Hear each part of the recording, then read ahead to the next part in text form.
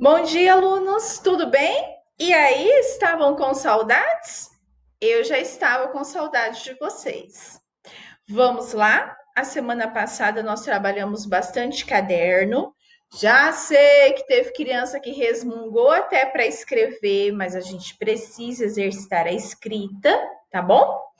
E hoje eu vou fazer a correção de língua portuguesa que ficou, né, com pronome. O pronome é aquilo que substitui o nome para a gente não ficar repetitivo, né? Por exemplo, eu estava com saudade dos meus alunos, pois eles já fazem parte da minha rotina. Ao invés de eu falar alunos de novo, né? Eu falei eles. Então, a Pro vai passando aqui a correção para que vocês possam fazer. Lembrando que vocês podem sempre pausar o vídeo e ver a correção toda de uma forma mais lenta, né? Vamos lá, que sempre tem as explicações para vocês entenderem o porquê desta resposta. Olha aqui os pronomes. A Pro vai trabalhar mais pronomes com vocês, viu? Quem não entendeu certinho ainda, fica tranquilo. Ó, aqui é só você substituir. O primeiro você deixa exatamente assim. E as duas outras partes grifadas, você substitui, que nem aqui, ó. É para eles, com eles, tá bom? Aqui nós deixamos nossos amigos, nossos pais e parentes. E aqui no segundo grifado, a gente coloca para eles e com eles, ok? Então, nossa correção vai até aqui. Aí, nós vamos agora à atividade de hoje, tá bom?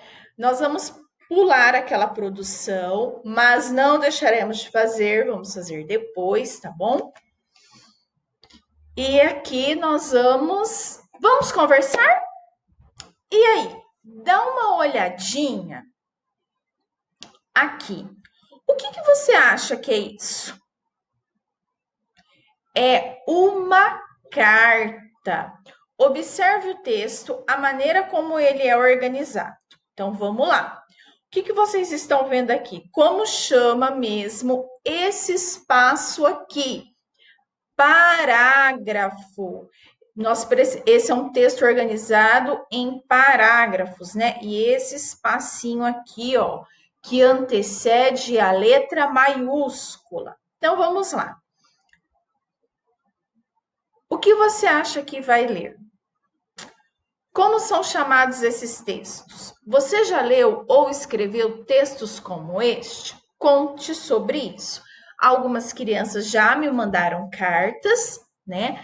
As cartas, elas são organizadas em parágrafos.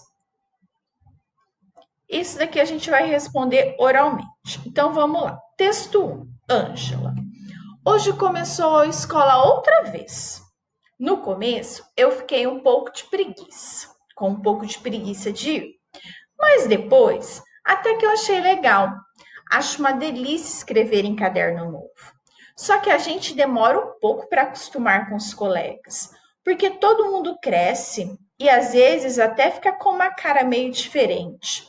Foi por isso que a gente estranhou quando o Duda entrou na sala, na classe. Foi o único de nós que, em vez de crescer, diminuiu. Estava com a mesma cara de sempre, gorducho, mas muito menor. Ninguém quis dizer nada para ele não ficar chateado.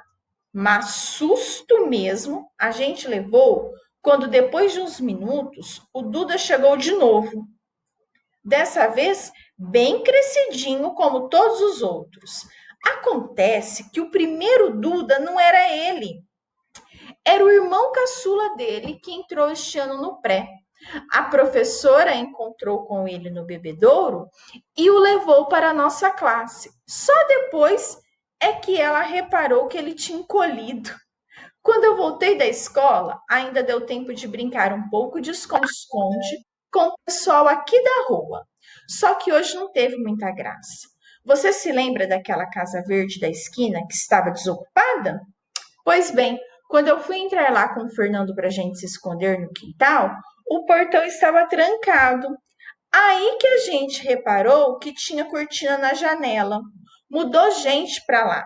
E está todo mundo curioso para saber quem é, porque ninguém viu a mudança. De todo jeito, não dá mais para brincar lá.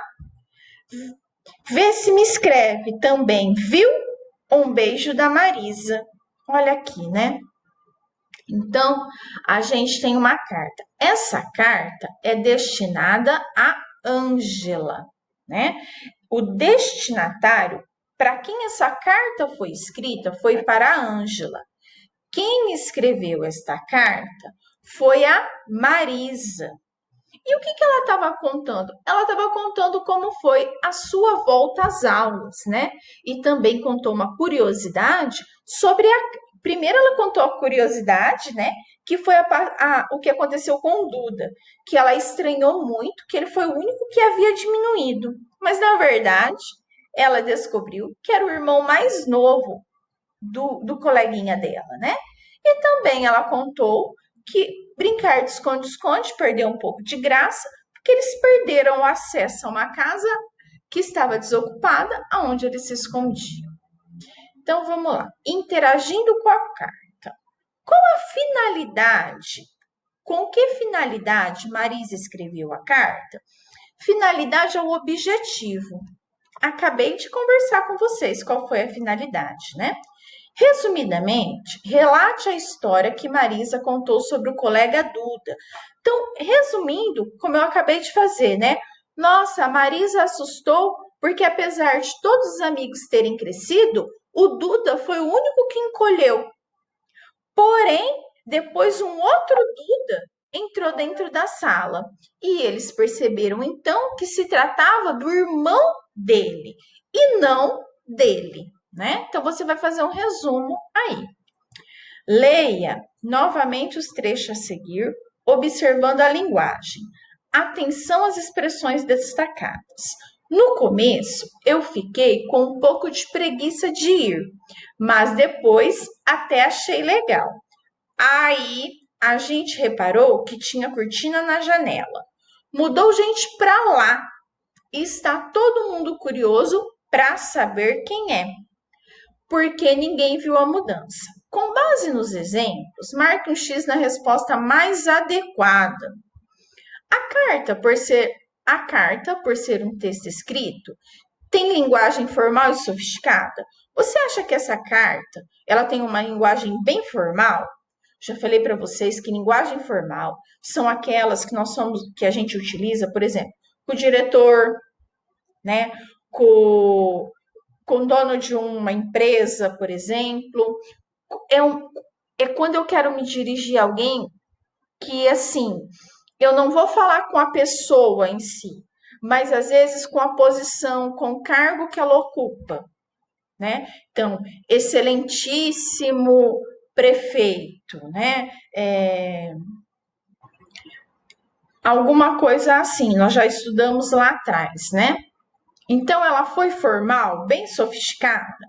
Ou a carta, apesar de ser um texto escrito, tem linguagem que se aproxima à fala do dia a dia? Olha aqui, ó, legal, aí, pra, né? Você não vai mandar uma carta para alguém e falar assim, alguém de maneira formal e falar legal, né? Por exemplo, diretor do espetáculo O Menino Feliz,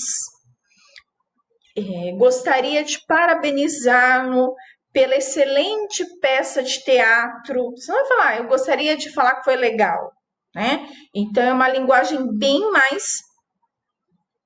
A linguagem formal, ela não se assemelha à linguagem do nosso dia a dia. E a linguagem informal, sim, se assemelha, né?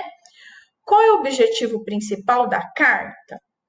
Relatar, que é contar um fato, defender uma ideia ou instruir um leitor.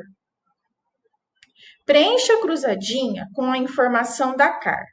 Nome do destinatário, a quem a carta se destina. nome do remetente, quem é que envia a carta. Eu já falei para vocês que remetente e destinatário sempre vai ser cobrado de vocês em relação à carta, tá? Qual palavra foi usada na despedida da carta? Após a despedida, aparece a.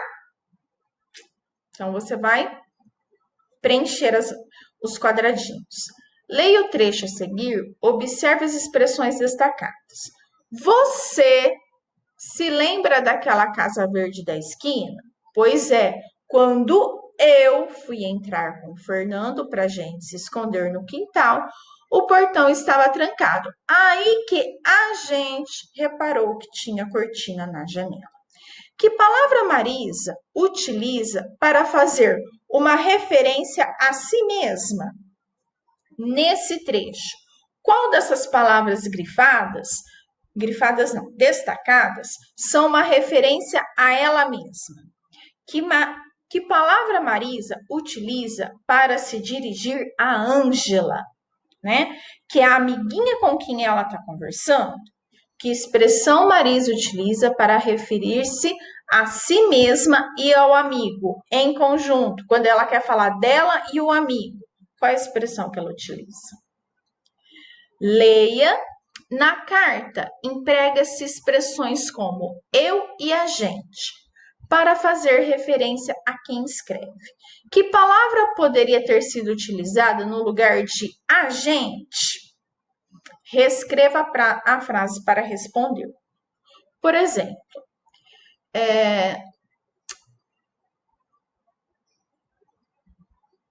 eu e o, por exemplo, a gente aqui da escola. Não, peraí. A gente estava ansioso para começar as aulas. Nós adoramos ir à escola, tá? Demorei um pouquinho para pensar, né? Tá vendo? O meu cérebro também ficou de férias e depois, né, com a retomada do caderno, eu não acabei não gravando o vídeo. Vocês veem como é importante a gente exercitar, porque nós acabamos esquecendo, né, de como é que faz. Observe o texto 2. Leia o título do texto. Do que ele trata? Observe as instruções para que elas servem em um texto como esse. Vamos lá, então, no texto 2. Que tal montar um telefone de brinquedo para se comunicar com seus amigos? Pessoal, vocês estão vendo que a Pro tá com dificuldade de leitura? Eu vou falar para vocês. Eu tô zonza, tá? Não sei se é labirintite, eu não sei o que é, mas quando eu olho para a tela do computador, as letras estão fazendo assim, eu estou bem zonza. Então, eu tô com essa dificuldade, tá? Por isso que a Pro tá um pouco confusa, mas vamos lá. Eu vou até desligar essa luz aqui, eu vou ficar mais escuro, mas é para ver se diminui um pouco essa zonzura, tá bom? Então, vamos lá. Quando eu era pequena, adorava fazer esse telefoninho aqui e ele funciona mesmo, tá? Só que o fio tem que ficar bem esticadinho. Que tal montar um telefone de brinquedo para se comunicar com seus amigos? Você vai usar os seguintes materiais: barbante, mais ou menos 5 metros, 2 potes de iogurte, ou pode ser copinho descartável, só que tem que ser bem firminho, não pode ser aquele copo molenga, tá? 2 palitos de fósforos. Peça para um adulto que faça um furo bem no centro do fundo de cada um dos potes de iogurte. Depois pegue o barbante e passe pelo furo de um dos potes. Em seguida, passe-o também pelo buraco do outro pote. Amarre cada ponta do barbante em um palito de fósforo, fazendo com que o fio se prenda aos potes. Confira na figura 3. Por fim, basta convidar um amigo e começar a brincadeira. eu sugiro que vocês façam com alguém de casa, tá, pessoal? Não é hora de uma criança ficar indo na casa da outra. Evitem isso. Inclusive, evitem ficar brincando na rua com um monte de criança, ok? Se você for sair para a rua para conversar com um amiguinho, por favor, não se esqueça de colocar a máscara. Se nós não diminuirmos o contágio da epidemia, a gente não consegue voltar à nossa vida normal, né? E muito menos as aulas. Então, seja responsável. Por fim, basta convidar um amigo, né? E começar a brincadeira. Cada um fica com um pote e estica bem o barbante. Mesmo de longe, vocês vão conseguir bater um papo legal. Olha aqui, né? A Mônica e o Cebolinha. Interagindo com o texto instrucional. Eu quero que vocês façam uma pesquisa lá no site de busca. O que é um texto instrucional, tá? E nós vamos parar aqui, só na leitura desse texto e na pesquisa do que é um texto instrucional, tá bom? Agora vem a parte mais dolorosa do que eu pedirei a vocês. Ah, Pro, o que você vai inventar? Eu quero que vocês copiem esse texto no caderno, tá bom? A carta. E quero que vocês marquem bem o começo dos parágrafos com letra maiúscula. Essas letrinhas aqui, elas que não são início de parágrafo, elas podem vir encostadinha aqui, tá bom? Vocês não precisam copiar o texto todo num dia só, tá? Porque agora eu vou dar língua portuguesa, vai demorar um pouquinho para eu dar língua portuguesa. Então, você tem aí, copia em 3 dias, tá bom? Mas copia bem copiadinho. Eu quero foto para ver se essa letra tá bonita, se você tá marcando bem os parágrafos. Preste atenção na pontuação, se é uma frase exclamativa, se é uma frase interrogativa, tá bem? Vocês precisam exercitar. Presta bem atenção na maneira como o texto está organizado, porque está se aproximando de uma nova produção textual que eu vou pedir para vocês. Tá bom?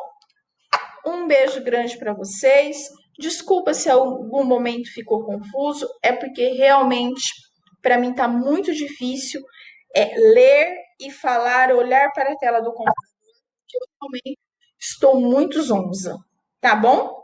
A professora tá tonta, como diria vocês. Um beijo grande para vocês e até a próxima aula.